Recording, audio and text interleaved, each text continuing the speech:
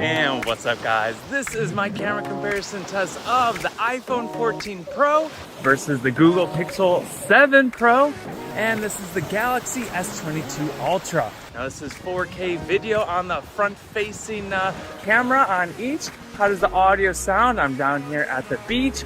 We got a little bit of background wind sound, and yeah, which one is sounding and looking the best so far? One major takeaway you'll see throughout this entire comparison, each of these flagships, they have their pros and cons. However, they all perform incredibly well, which I guess they should given their high price tag. Got them all 100% fully charged. Let's see how they compare after some shots. Snapping some pics at the beach, it's a great spot to test the dynamic range and zoom capabilities. Each phone has at least 3 camera lenses for ultra wide, standard, and zoom, though you'll see one major area that the iPhone kind of stinks. This is fascinating. Check out the iPhone and the Pixel preview. You got the exposure outside and the dark shadows here.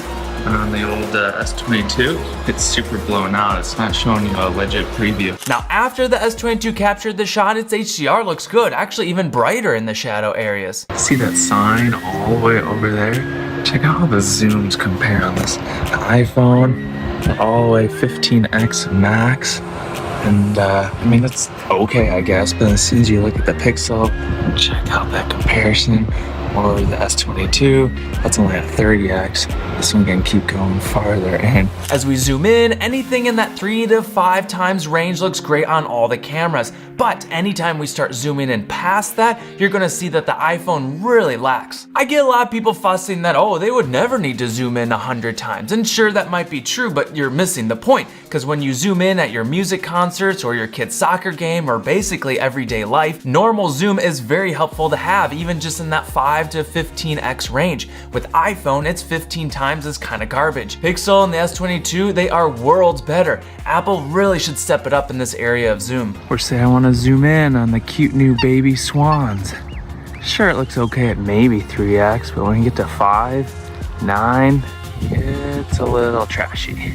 As for always on display, the iPhone is definitely brighter than the other two. Does it take a hit on your battery life? Maybe. As for screen brightness out here shooting, the iPhone definitely is the brightest, which is really nice to have. A couple portrait shots and they all do a great job of edge outlining and background blur. The Pixel's HDR processing on my skin tones look a bit funky, and the S22 has this off-putting green hue, but the new Galaxy S23 should be coming soon, so make sure you subscribe so you don't miss that camera test. All 3 can capture macro, and I think I'd give it to the Pixel and Galaxy on this one. Nighttime is a big area of comparison as Google led the charge into astrophotography and insane low light performance.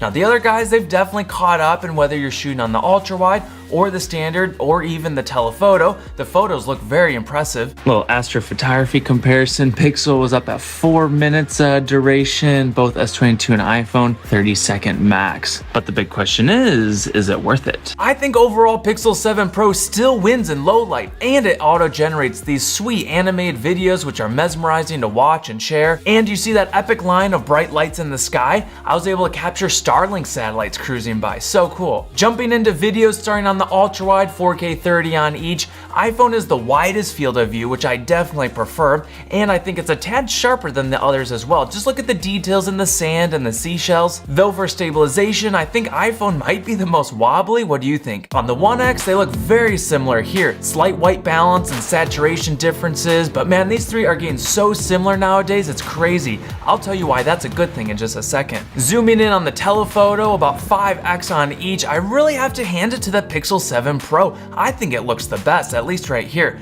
Accurate color representation, very sharp and crispy, and this is a handheld shot, which I think Pixel looks the most rock steady too. Of course, we gotta do a slow-mo test chasing some seagulls. They told me they love it, don't you worry. While the video looks similar, I think the S22 is the worst for quality, and then the Pixel's a bit shaky and flickering, so iPhone wins here. Quick battery update, been shooting for about an hour. S22 82%, 86%, and 80%. Now the iPhone's the only one with my SIM and actually pulling data, so I don't know if that makes a difference. I turned off auto uploading photos in the background, but looks like Pixel might be winning, at least for now.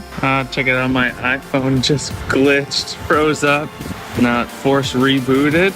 The two Androids didn't do that. I think all three cameras are so similar, and that's a good thing because now users can purchase any of these phones based upon your preferred OS, Android versus iOS, or pricing and budgets, or other unique features like S Pen or whatnot. And then whichever one you go with, you're still gonna get a top tier photo and video camera.